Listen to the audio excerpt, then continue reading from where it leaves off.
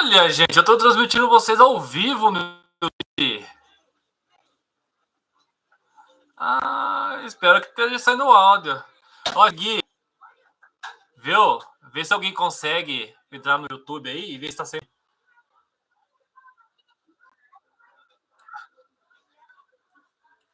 Eu tô brincando. Não, mas agora que começou.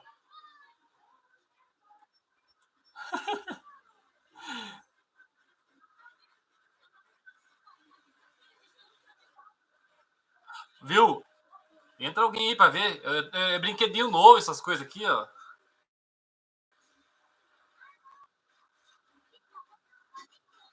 É verdade. Pera aí.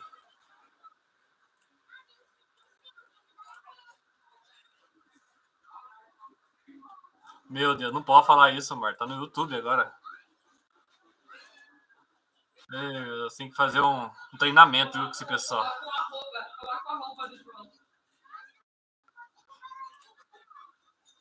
Elise, já pegou a roupa? Galera, vamos começar então, porque isso não vai dar não, senão vai ficar muito tarde pra gente. Eu acho que... Vai dar não, senão vai ficar muito tarde pra gente. Eu acho que... Vai dar não, senão vai ficar muito tarde pra gente.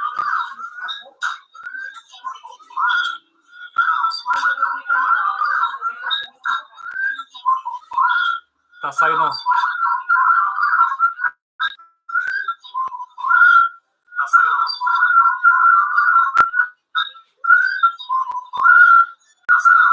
Falem aí, então desliga o seu áudio, amor, fala.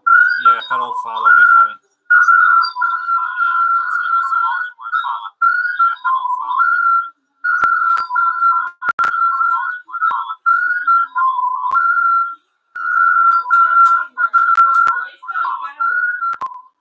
Mas é. É os dois áudios, seu ligado. Era isso, né? Eu acho que é. Bom, mas se não compartilhar o áudio, pelo menos não tem problema. Vamos lá então, galera, senão vai ficar muito tarde. O Raniel. Oi.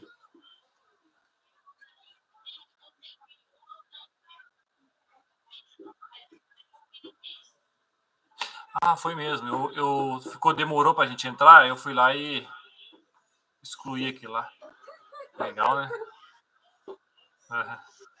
A gente espera que mais ninguém tenha visto. Elise, meu amor, o que você tá fazendo aí? Mas... É só não revelar a senha de banco e já era. Vem, filha. Agora fui. Bom, eu vou orar, gente, senão... Filha, papai vai orar, viu? Ou alguém quer orar?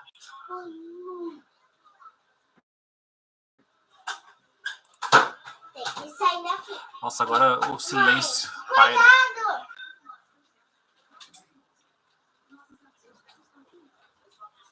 Tá sem áudio.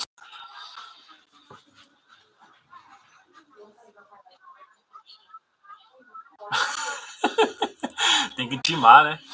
Porque eu já fui intimado um monte de vezes e... Passei vergonha.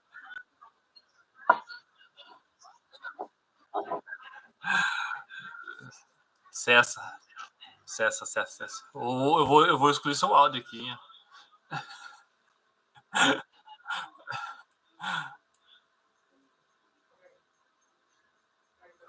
Serve a Deus aí, ó, Daniela.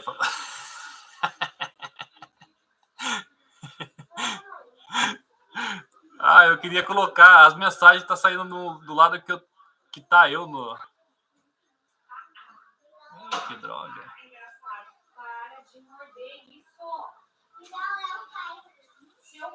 Uma hora eu vou aprender a fazer melhor aqui. Vamos lá, então.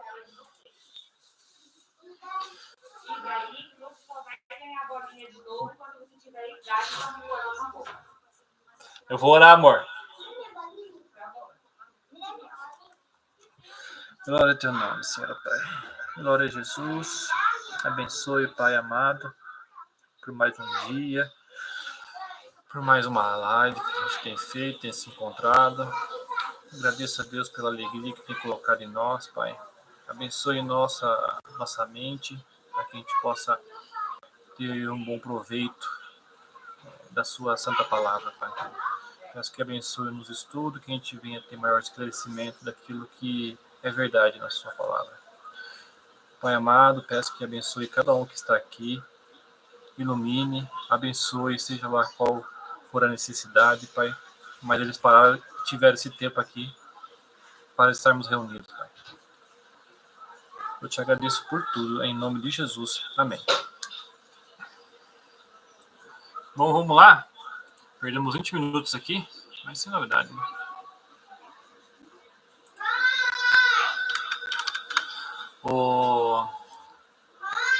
Eu tinha jogado no grupo lá que ia ser 3 temas, né? Provavelmente vai dar pra gente conversar rapidinho sobre eles, que eu não quero pular também. Embora a gente tenha falado um pouco sobre, mas eu não quero pular o assunto. O som tá bom? Tá dando muita interferência, alguma coisa?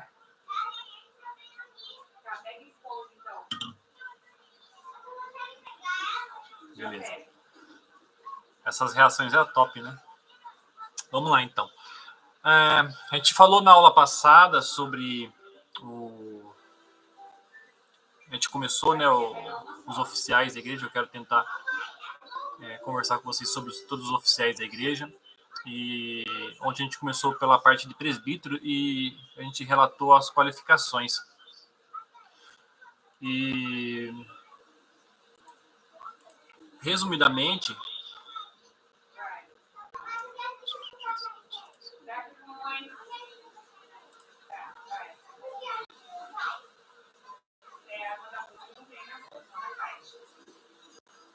aí, galera.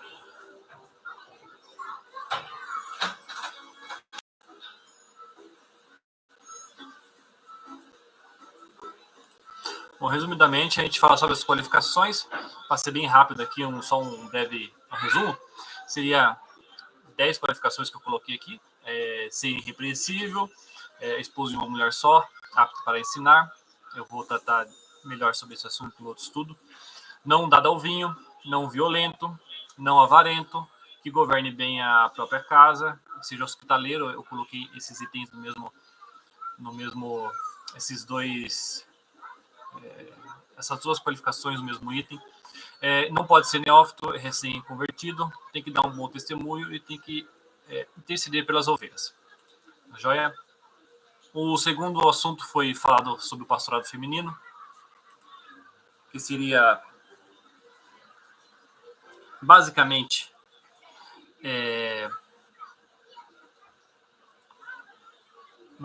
seria a mulher poder profetizar, no entendimento que profetizar seria o anúncio de Cristo. Mas eu pretendo, essa parte de profecias, eu pretendo trabalhar melhor em um estudo específico. Então, basicamente, a mulher não poderia somente liderar uma igreja. Biblicamente, assim eu entendo. Tá joia?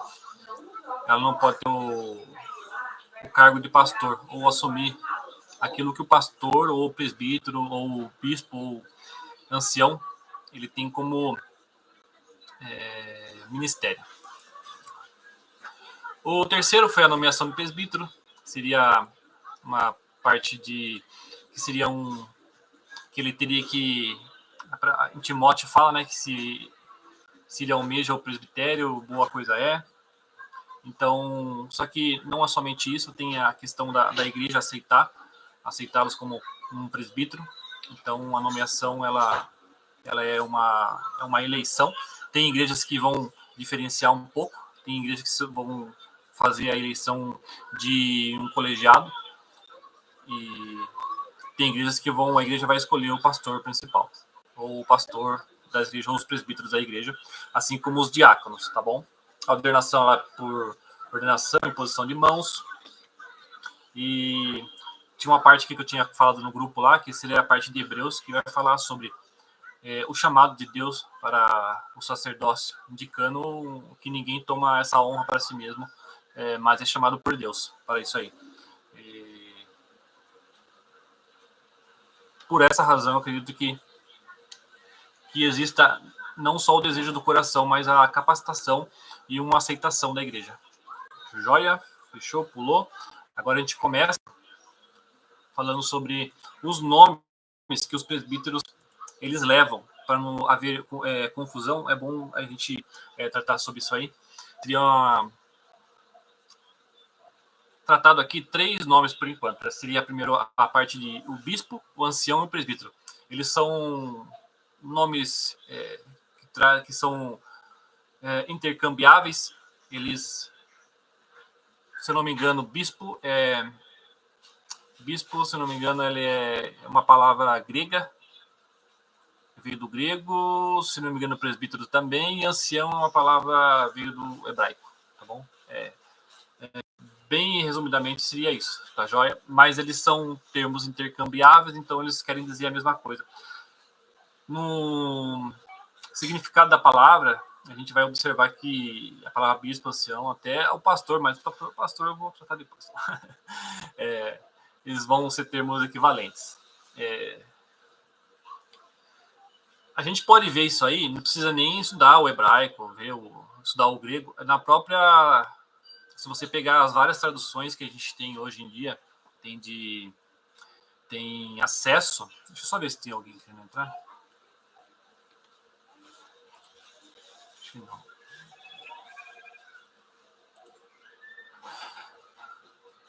Se a gente quiser, a gente pode observar que são termos intercambiáveis, só de a gente olhar as várias traduções que existem hoje em dia.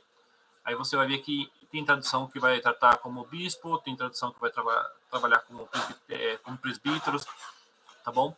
E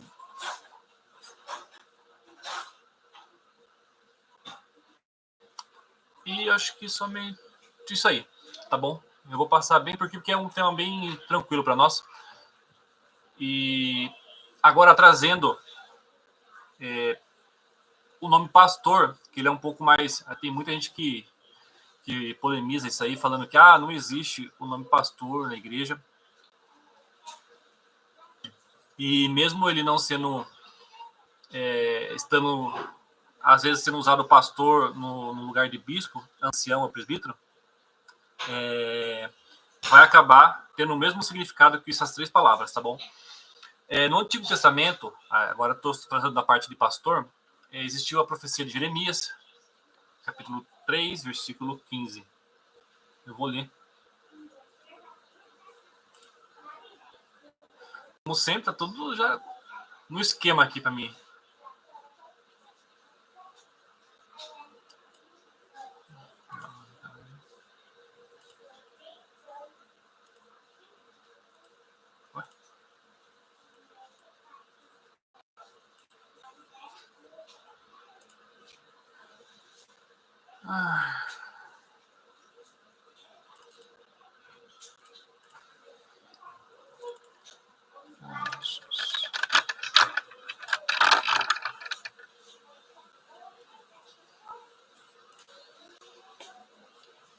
Um pequeno... Aí, Carol, tá saindo minhas pastas no YouTube?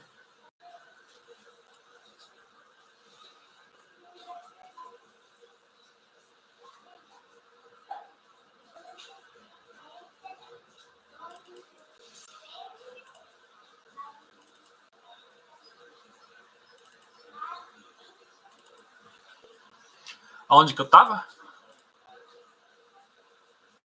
Não sabem, né?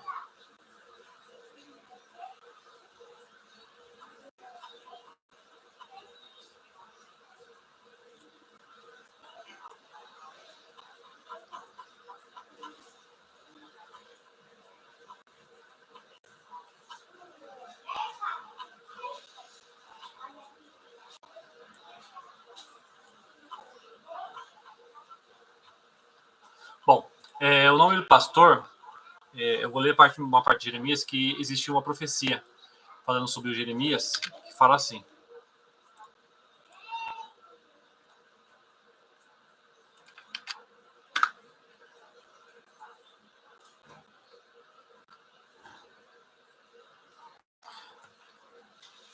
e dar-vos-eis pastores segundo o meu coração.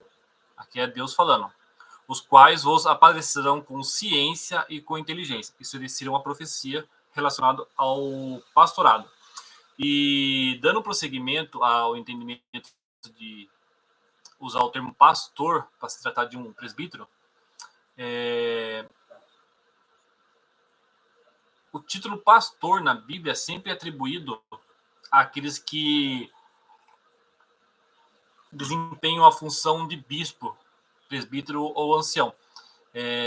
Resumidamente, é assim, quando vai falar ao ancião, ao presbítero de igreja tal, ele pega esse termo presbítero e correlaciona a ele cuidando das ovelhas de Cristo, entendeu?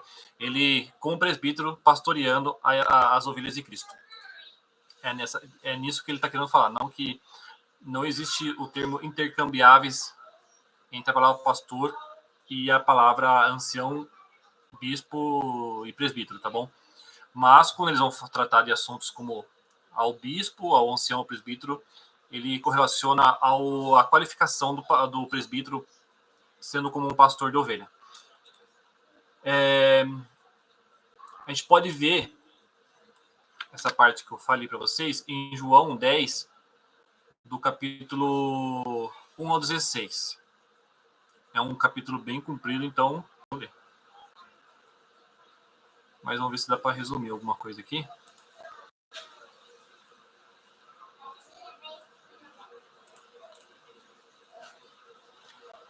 Na verdade, aqui, ó. Aqui já o primeiro capítulo já vai falar sobre ovelhas, que não pode. Na verdade vos digo que aquele que não entrar pela porta do curral das ovelhas, mais pode por outra parte, é ladrão e salteador. Aquele, porém, que entra pela porta é o pastor das ovelhas. A este o porteiro abre, as ovelhas ouvem a sua voz, e chama pelo nome as suas ovelhas, e atrás para fora. E quando tira fora as suas ovelhas, vai adiante delas, e as ovelhas a seguem, porque conhecem a sua voz. Mas de modo nenhum seguirão o estranho, antes fugirão daqueles. Aqui ele está falando dele mesmo, tá bom? De Jesus. Mas ele vai correlacionar ao ministério dos apóstolos naquela ocasião. Tem outra parte também que vai falar sobre Pedro. Ele também segue uma linha ao mencionar os presbíteros como parte do papel pastoral. Ele vai mencionar, vai falar uma...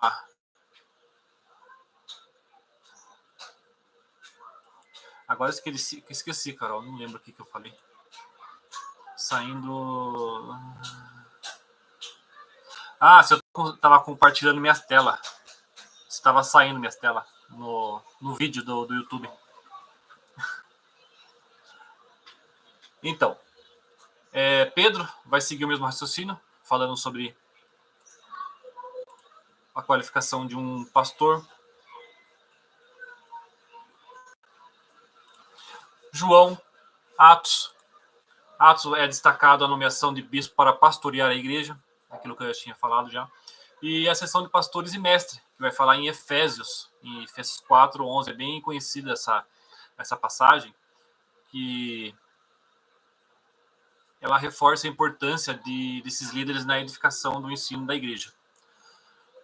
Aqui ele está falando de dons. Um dom, nessa parte específica de Efésios, ele vai falar sobre os dons da igreja. Então, por essa razão, existem as igrejas que utilizam o nome pastor. Muito mais que presbítero, bispo e ancião. Tá joia? Então, não é um termo inventado, que surgiu da cabeça de alguém. E quando fala que Cristo é o sumo pastor, é porque se existe o sumo, é porque existem os subordinados, os pastores menores. Ok? Até aqui, alguém tem alguma dúvida?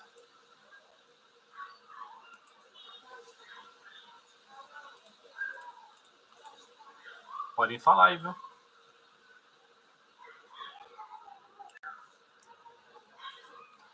Se quiser mandar mensagem aqui também, pode mandar.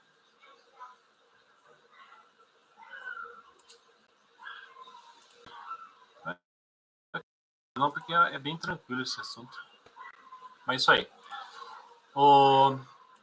Então, seguindo, a gente entende já que o nome pastor não surgiu do nada e que é um termo muito bem utilizado e muito bem correlacionado ao serviço que o pastor faz hoje em dia. Agora, o terceiro assunto seria o assunto do salário. É um assunto mais polêmico para mim, foi um pouco difícil de entender. Só que nada como a palavra de Deus, né? Esse assunto, quando a gente começa a raciocinar, a gente já começa a entender que o assunto de você cuidar de quem está à frente,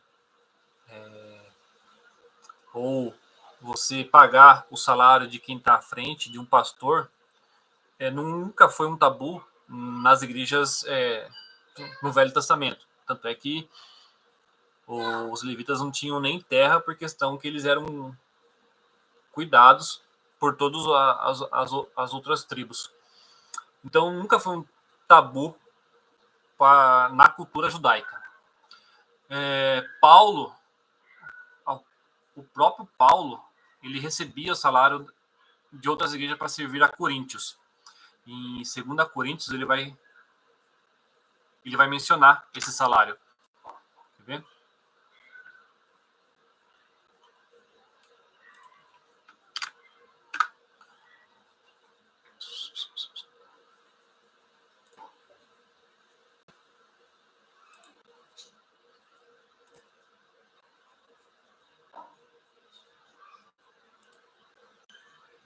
Nossa, tá muito mais fácil achar na Bíblia.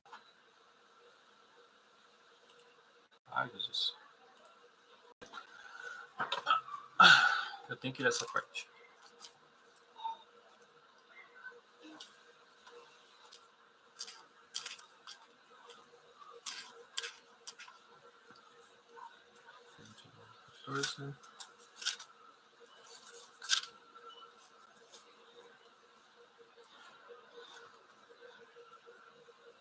Olha, tem poeirada, meu Deus. Já apagou já. Vamos lá. Aqui em... eu tô olhando errado, tá? É 2 Coríntios. Perdão.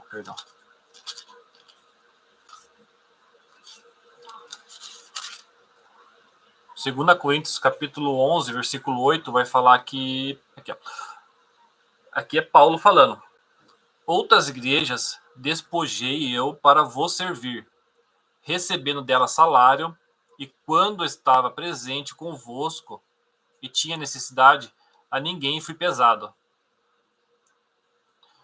Então, a gente consegue entender que Paulo, ele recebia um salário aqui. A gente não sabe quanto ele recebia, mas acho que era o suficiente para ele poder fazer as missões deles. Meu Deus do céu. Vou tirar o áudio aqui, viu? Para, filha, já tô indo.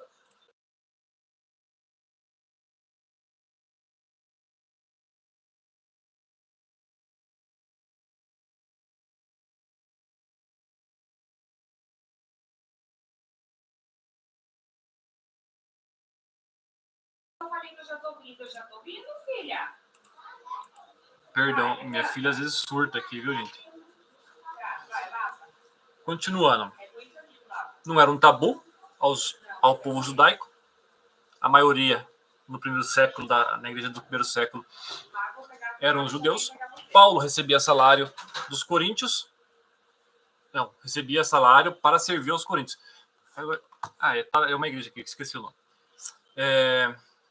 Em 1 Timóteo, capítulo 5, do versículo 17 ao 18, o Paulo ele vai destacar a importância dos presbíteros que presidem bem receberem em dobro, ou compensação justa, né?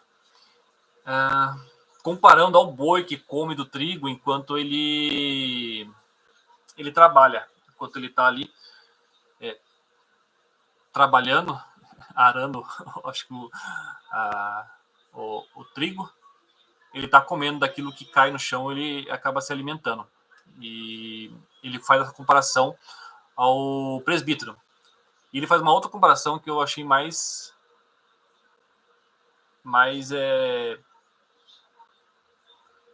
de mais entendimento, que é ele que faz a comparação a um soldado que precisa ser sustentado para ir uma guerra. Ele não vai em uma guerra à sua própria custa. Então ele faz essa comparação ao soldado que vai à guerra com alguém financiando ele para isso. E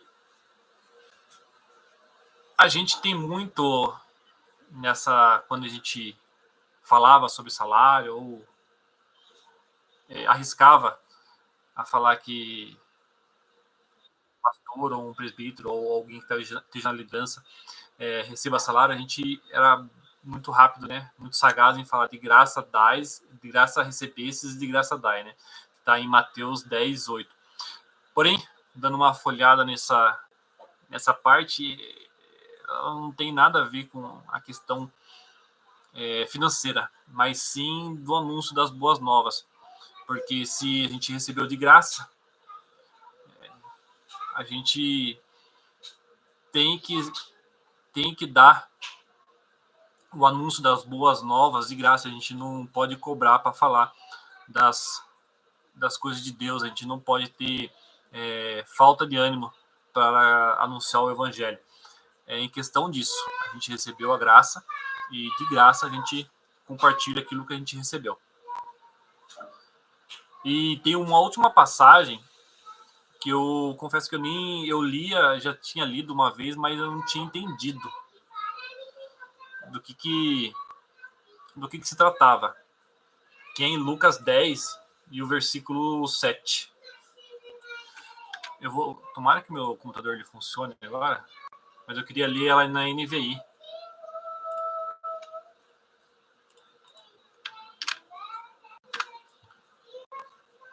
Ó, eu vou ler na NVI primeiro,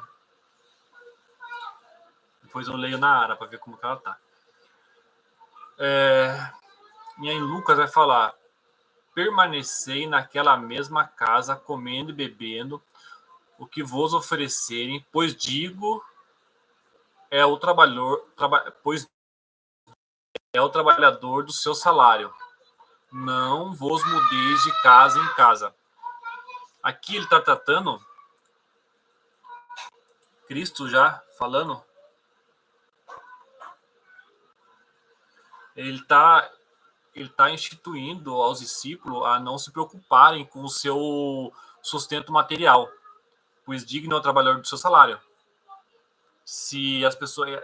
Aqui está querendo dizer que as pessoas estavam um pouco incomodados de estarem com Cristo ali e estarem despojando daquilo que o povo pagava ou aquilo que o povo ajudava. Aí Cristo vem e fala isso aí: digno é o trabalhador do seu salário. Vocês estão trabalhando, então vocês são dignos de usufruir daquilo que eles estão pagando. Isso sugere que naqueles que estavam envolvidos no ministério, eles com certeza recebiam apoio financeiro. Novamente, a gente não sabe a quantidade, mas eles eram assalariados, eles tinham sustento, eles não estavam ali combatendo a guerra às suas próprias custas. É claro que existe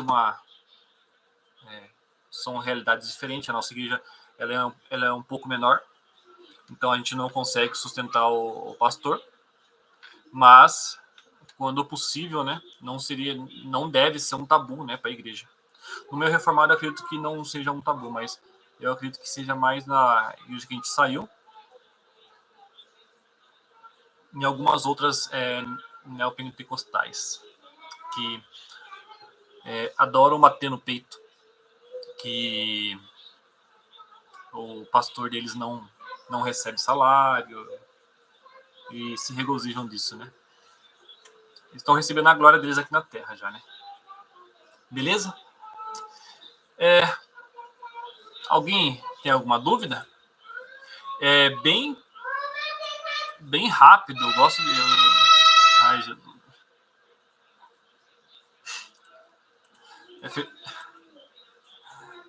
Minha filha tá feliz, tá bom?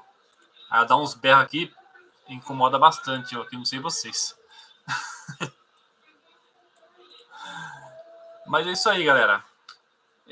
Tem 15 minutos ainda.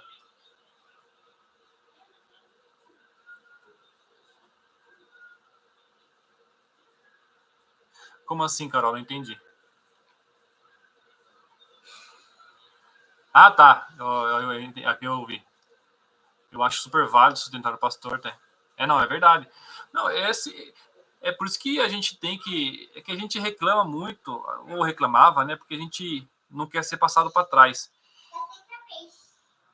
Só que se a gente, como ovelha, seguir aquilo que a Bíblia manda, não tem como a gente ser passado para trás, entendeu? Você poder fazer como os berianos, poder testar a pessoa que está ali à frente, não ter milindre em falar, em ver se ela está falando certo, em olhar a vida dela, ver se ela tem uma vida de bom testemunho. Mas que às vezes as pessoas vão. Eu tinha muita dó das pessoas que ficavam em movimentos neopentecostais. Um exemplo da Universal. Antes eu tinha um pouco de dó, mas depois eu percebi que é um pouco de ganância da parte deles. Eles querem estar naquele momento ali por. Não é por Cristo. Eles querem porque eles foram iludidos de que se eles dessem na Sexta-feira Santa lá, eles iam receber também, ser rico, igual outros irmãos da igreja deles lá, que são ricos. Então, a gente, como ovelha, às vezes a gente não leva a sério aquilo que está escrito na palavra de Deus e quer jogar a culpa no pastor. Mas o pastor, na verdade, é o reflexo da igreja.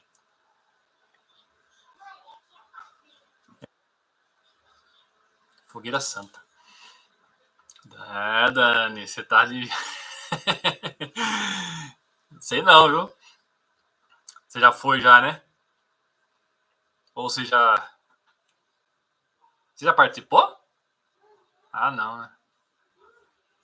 Eu jurava que era Sexta-feira Santa. Eu tô achando que Sexta-feira Santa é a. Eu peguei lá da Jandira. Eu não lembro, ele tava com um movimento parecido. Mas é isso aí, galera. Semana que vem eu ia falar sobre o diaconato.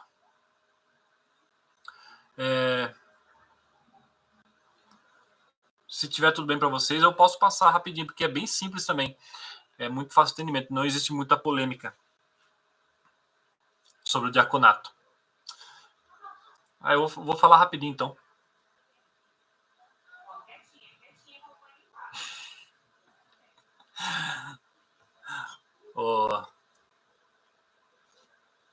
Sobre o diaconato.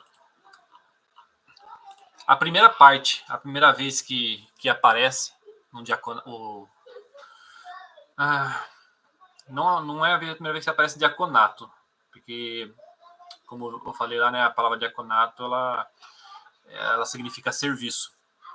Então, mas a primeira vez que ela aparece como um oficial da igreja que houve a necessidade de separar essas pessoas. Tem 15 minutos. Isso aí. Houve necessidade de separar pessoas para o diaconato e houve a ordenação com imposição de mãos, simbolizando assim um oficial da igreja. Foi em Atos, no capítulo 6, do versículo 1 ao 7.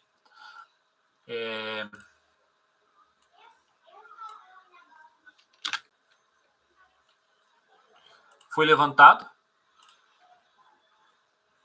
Não entendi. Acho que não precisa fazer leitura, né? Mas foi levantado. Nessa parte vai falar sobre uma grande confusão que estava tendo na igreja de Jerusalém. Espero que esteja correto, Jerusalém. E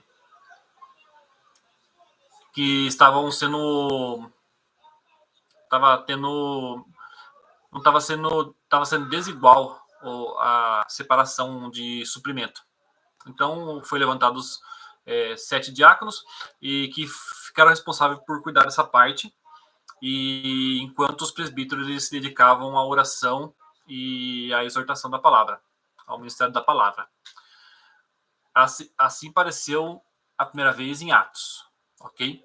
Aí, em Timóteo, em 1 Timóteo, junto com as qualificações, isso, cuidar das viúvas, dos órfãos e das viúvas, eles foram separados para isso, para cuidar dos órfãos e das viúvas, porque estava tendo eles estavam, a divisão de mantimento da igreja não estava sendo bem feita. Aí, passando isso aí, as qualificações dos Paulo ele institui os diáconos, e depois, junto com a parte de presbítero, em 1 Timóteo, capítulo 3, ele fala sobre as qualificações que um diácono tem que ter, levando em conta que a eleição de diácono é igual a de presbítero. Ele vai lá e ele traz uma sequência de qualificações que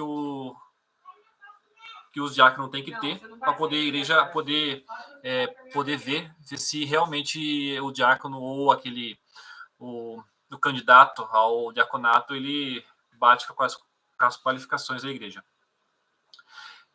Do versículo do 1 Timóteo, capítulo 3, do versículo 1 ao 12, vai falar sobre os presbíteros. Aí, a partir do 3, vai falar sobre os diáconos. E mesma coisa, ele tem que ser irrepreensível, modesto, temperante. Eu falo a mesma coisa porque quando ele chega no versículo 13, eu acho que no 13, ele fala da mesma forma os diáconos. Então, toda a qualificação que existe no presbítero, os diáconos têm que ter também, tá bom? Então, meio que fica meio repetitivo. Mas aí, vamos lá. Vocês vão entender aqui. Eu dividi em 12, tá? Em 11 qualificações. A primeira seria ele ser irrepressivo, modesto, temperante, é esposo de uma só mulher, não dado ao vinho, não violento, não avarento, que governe bem a sua própria casa. Lembram? Tem que ser hospitaleiro, porque é uma forma das pessoas poderem ver se você está governando bem a sua casa, se você é uma boa pessoa, como você trata seus filhos, sua esposa. Ele não pode ser neófito também, ele tem que ser, não pode ser um recém-convertido, e ele tem que dar um bom testemunho. Repetiu aquilo que vai falar das qualificações dos presbíteros.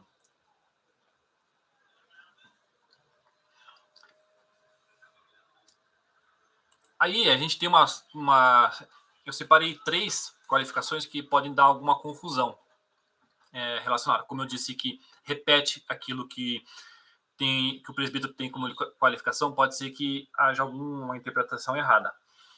Então, o primeiro seria ele ser experimentado, que a partir do versículo 13, ele muda alguns termos, mas eles querem dizer, ele muda algumas palavras que querem dizer a mesma coisa que as qualificações dos presbíteros, versículos acima. E experimentado é uma delas, tá bom? Ele tem que ser experimentado, que quer dizer nada mais que uma pessoa não neófita. Ele não pode ser neófito na fé. Então, ele tem que ser experimentado, avaliado, assim como até o presbítero, tá bom? Ele tem que interceder pelas ovelhas da mesma forma que a gente ora por qualquer irmão nosso. Embora a oração ela seja uma prática essencial na vida cristã, no ministério, é importante notar que, embora o diácono deva orar, assim como todo mundo, a responsabilidade principal de interceder pelas ovelhas pode ser mais atribuída aos presbíteros e os líderes espirituais, conforme a gente explica em Tiago, versículo 5, 14 ao 15, que é aquela parte lá, se você doente, que chame os presbíteros e unja. É uma parte bem polêmica. Não vou tratar dela agora, tá bom? Tá bom? Então, a obrigação é do presbítero. Porém, nós temos que estar apto a fazer uma oração também. E seria a questão do apto a ensinar. apesar da capacidade de ensinar seja uma qualidade valorizada, é fundamental reconhecer que, embora os diáconos possam possuir sabedoria e coragem, como vai falar do Estevão, que ele tinha grande sabedoria ao pregar a palavra de Deus, novamente, o conhecimento da Escritura para a evangelização também é uma parte que vai falar sobre, que está em Atos 8, um diácono, ele usufruindo dessas qualificações. A responsabilidade principal de ensino e ministério da palavra é designada aos apóstolos, e da mesma forma a se consagrar da oração, e como foi evidenciado em Atos 6, que é o primeiro capítulo, a primeira vez que aparece a ordenação de diácono, tá bom? Lá é bem especificado que os diáconos eles foram separados para servir a igreja, enquanto os presbíteros estavam em oração e no ministério da palavra. Então, essa obrigação é para todo mundo. Obrigação não. Esse mandamento de ir e anunciar é para todo mundo, porém, a obrigação é dos pastores, tá bom? Eles têm a obrigação. Eles não podem fugir dessa responsabilidade. É por essa questão que eles vão dar conta de cada ovelha, como é falado em Hebreus. Tá joia? Eu não vou me estender, eu ia falar da parte da diaconisa, só que o meu Google Meet ele resolveu me dar um tempo. E tá quase acabando. Tá bom? Aí, nesses minutos que restam, vocês têm alguma coisa para perguntar? Podem perguntar, hein?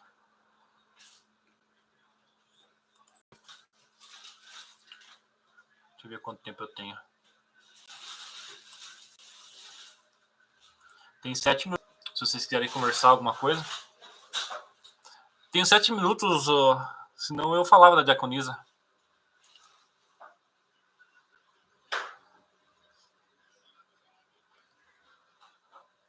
É que ela é um pouco mais complexa. Eu queria... que a parte da diaconisa, em Timóteo mesmo, quando vai falar da qualificação do presbítero e dos diáconos, é colocada a palavra mulher. E um capítulo antes, ele vai tratar da parte de mulheres também na igreja. E ele usa a mesma palavra do grego, ele usa usado para mulher, ele usa quando vai falar sobre a mulher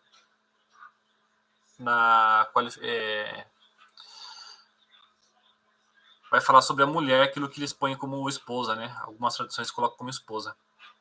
Embora a palavra mulher que é utilizada possa ser utilizada também como esposa. Aí existe uma certa polêmica, é um pouco mais complexo de explicar, e em 7 minutos eu não vou conseguir. Mas podem perguntar.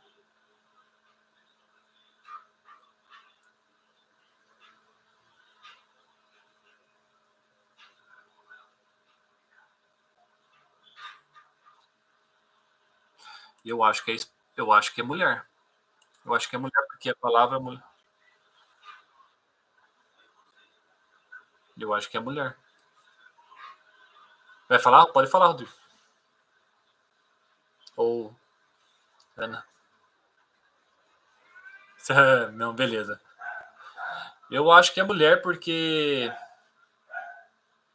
por vários pontos é tratado bastante mulheres trabalhando na igreja, e em Romanos vai falar sobre, como que é o nome dela?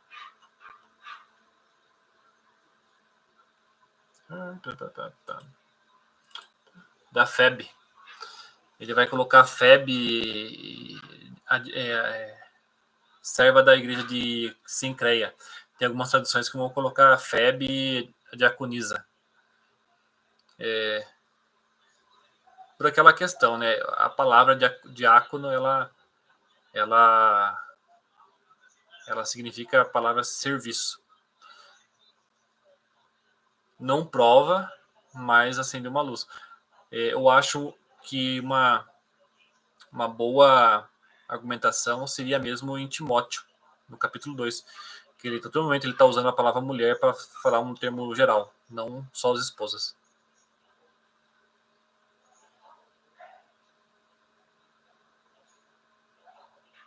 Sim, eu também acho. E em nenhum momento fala da esposa do pastor, né? Pra mim faz mais sentido. É porque do nada ele vai lá e fala da esposa do diácono. E outra, não você ser diácono, você não tá liderando nada. Beleza, gente? Mas a gente fala um pouco mais. Eu espero que tenha sido proveitoso para vocês, como foi para mim. Tá bom? Deus abençoe vocês. Eu vou orar aqui rapidinho e a gente se despede.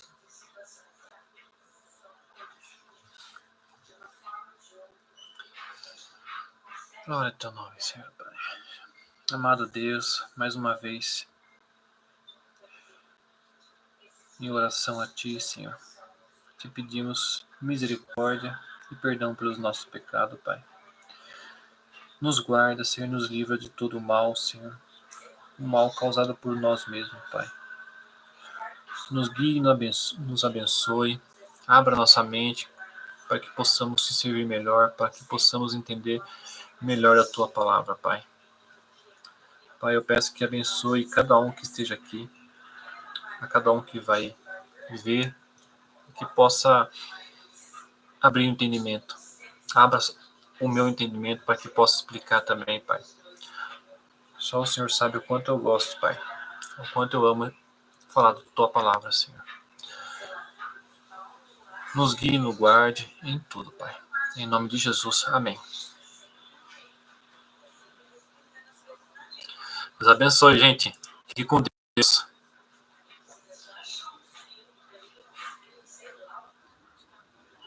Amém.